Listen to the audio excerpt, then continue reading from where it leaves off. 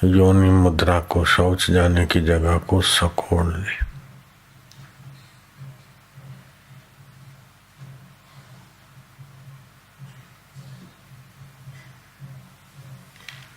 पेट को अंदर दबोच के रखे प्राणायाम के समय और ठोडी को छाती के तरफ।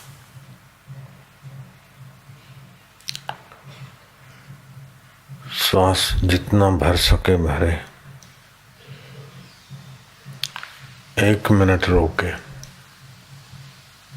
फिर धीरे धीरे श्वास छोड़ दे। बाहर 40 सेकंड श्वास रोके।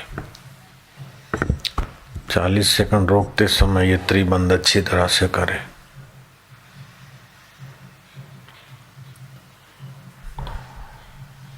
और गुरु मंत्र का जाप करें। कितने भी बुरे विचार, बुरी आदतें, बुरे स्वप्न होंगे, हट जाएंगे।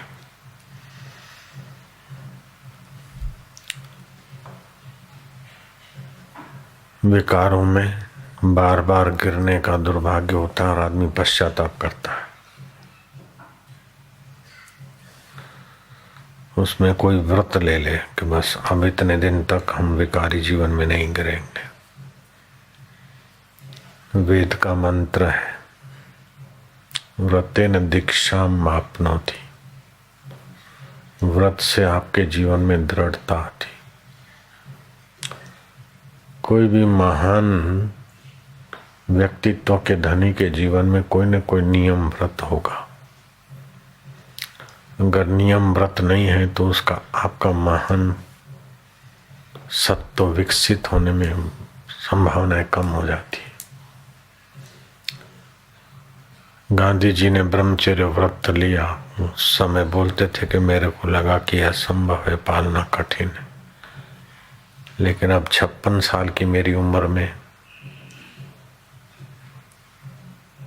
कठिनाई तो थोड़ी लगती है, लेकिन इसका आनंद, सफलता है। शरीर को स्वस्थता, मन को प्रसन्नता, बुद्धि में विलक्षण ज्ञान, पक्के इरादे, साफल्य, ये सारे जो गुण देखते हैं तो लगता है कि बहुत बहुत ऊंचा धन है। यहाँ तक कि ब्रह्म परमात्मा का साक्षात्कार भी संयम के बिना नहीं होता है। संसार भोग में शरीर का सार तत्व जो है वीर्य, ओज और मज्जा, काम विकार में, चाहे सपन दोष में, चाहे हस्त मैथुन में, ये 3 महान चीजों का नाश होता है। ओज, मज्जा, वीर्य। सर्वांगासन करके श्वास बाहर निकाल दे और योनि सकोड़ ले और योनि के धक्के मारे कि मेरा वीर्य ओज के तरफ, मज्जा के तरफ, सफलता की तरफ बढ़ रहा है। 5-7 मिनट, 5 मिनट प्राणायाम, ये सर्वांगासन शरीर में मजबूती और लचीलापन लाएगा। फिर मन में विकारी नजर से देखने की जो आदत है ना, वो बहुत नुकसान करती है। उस समय भगवान को, देवी को, देवता को, अपनी माँ को याद कर ले। रात्रि को सोते समय तकिए पर अपनी माँ का नाम लिख ले उंगली से। विकारी विचार बदल जाए।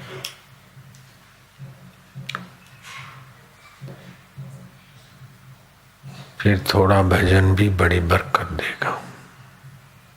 रामकृष्ण से किसी ने पूछा कि आस्तिक लोग हैं, तामसी भक्ति वाले हैं, राजसी भक्ति वाले, लेकिन सात्विक भक्ति वाले भी करोड़ों लोग हैं, फिर भी उनको ईश्वर प्राप्ति नहीं होती और आपको कैसे हो जाती? तो रामकृष्ण ने कहा कि भाई, रात्रि को सोते हैं, जो स्वप्न आता है वो हिता नाम की नाड़ी में आता है। और जगत जो दिखता है, वीता नाम की नाड़ी में वृत्ति आती है और आंखें खुलती है, जगत दिखता है। और सुषुप्ति हृदय में चित्त वृत्ति तमस में लीन होती तो नींद आती। ये तीनों अवस्था आती जाती बदलती, इसी में जीव बेचारा खप जाता है। लेकिन ये तीन अवस्था, जागृत अवस्था कल आई, वो अभी नहीं है, लेकिन उसको देखने वाला भी है। ऐसा कल हुआ था, परसों ऐसा हुआ था। स्वप्न आया, उसको जानने वाला है, उनसे न्यारा। गहरी नींद आई, कुछ नहीं देखा, तो आनंद से सो गए थे, तो न देखने को भी जानता और देखने को भी जानता है। वो आत्मा जो ब्रह्म परमात्मा है, वो ब्रह्मचर्य का संयम करने से वो ब्रह्म नाड़ी खुलती। ब्रह्म चिंतन करने से, ब्रह्मचर्य का संयम करने से थोड़ा समय, फिर ब्राह्मी स्थिति हो जाती। जैसे सरोवर के काई को हटाकर आपने पिलोरी का जैसा पानी पी लिया, थोड़ी देर में सरोवर काई से ढका हुआ दिखता है, लेकिन आपको ज्ञान हो गया कि ये काई जो हरा हरा सारा घास दिख रहा है, हरा हरा दिख रहा है, उसकी गहराई में साफ सुंदर जल है। ऐसी ब्रह्म नाड़ी खुल गई तो फिर आप व्यवहार में या कभी फिसले भी, तभी भी फिर एक बार ठीक से ज्ञान हो जाए, तब तक संयम अच्छी तरह से करें। बाद में तो आदत पड़ जाती है संयम का महत्व समझने से, तो अधिक से अधिक शक्ति नाश होती है काम भोग में, सत्सपन दोष में, हस्त मैथुन में। फिर दूसरा नंबर होता है शक्ति के नाश का। वाणी बोलते हैं तो उसमें भी ये तीनों चीज खर्च होती है, तो लोग व्यर्थ का विलाप ज्यादा करते, बोलते रहते हैं। इसी कारण भी भक्ति में बरकत नहीं आती। शुरू में थोड़ा कीर्तन कर लिया, लेकिन लोग कीर्तन में भी ऐसा वैसा करके अपने को थकाए, सताया और फिर मजा आ गया।